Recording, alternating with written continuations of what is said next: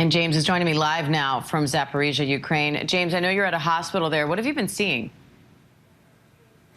Well, Diane, Zaporizhzhia is about 35 miles away from the Russian front, and you've got to look at it much the same way as Kyiv. There was the city and then the kind of outlying villages, which one by one the Russians were taking. And that seems to be the case here.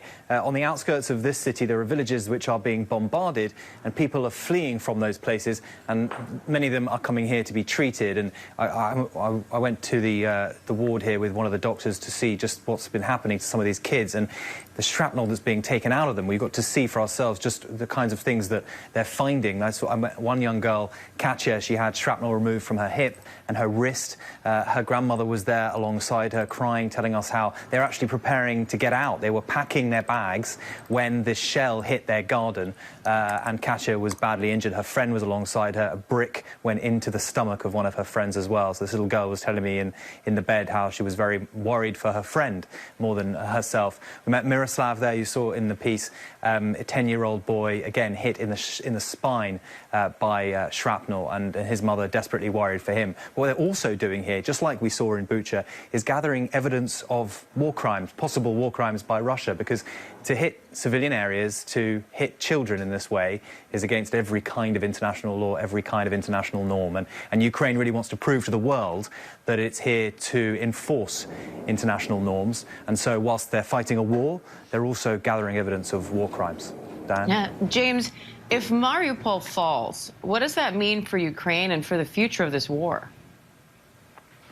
Well, in many ways, this whole war has been about Mariupol. It was actually bombarded quite heavily back in 2014 when Russia annexed Crimea. And so Mariupol is once again a big centre, and that's why we're seeing such a massive humanitarian fallout there. That's why it's been almost completely razed. Russia is desperate to take control of it because it sits between two areas they already dominate: Crimea in the south and the Donbass region in the north, where they've taken quite a lot of the territory there, although of course not all of it. So if they take Mariupol, they then give themselves this enormous land bridge right the way down to the south in Crimea. At the moment, they can only really access it via going round the Donbass, if you see what I mean, and there's only kind of a small bridge where they can get supplies down into Crimea. If they take Mariupol, that whole area becomes essentially theirs, and they could call time on this particular invasion for now, but just sit on this territory, prepare yet again to invade Ukraine. And that is what Ukraine is worried about, having this permanent Russian presence right on their eastern flank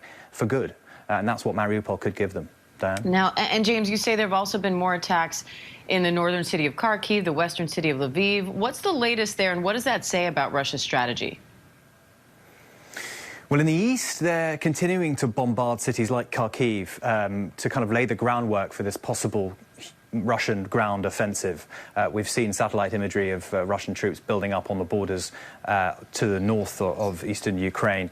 And so in a place like Kharkiv, that would be possibly in order for them to advance on the ground. In a place like Lviv, we saw these airstrikes this morning. That is just more of Russia trying to hit military installations, trying to keep the Ukrainians diverted, try to pin their troops down in different parts of the region so they can't focus completely on the east, and also just send messages really to the people of Ukraine that Russia is there and they're willing to cause as much damage as it takes to meet their objectives. So I think, you know, we've seen airstrikes not just in Lviv, but in Kyiv, the capital, Dnipro, just north of where I am. Every single major Ukrainian city is really seeing these airstrikes. And that's part of the reason why Ukraine has been saying from the very beginning that they wanted a no-fly zone, that they want help in the skies, because whilst they're fighting on the ground, they're also having to look to the skies where these dangers are still very real.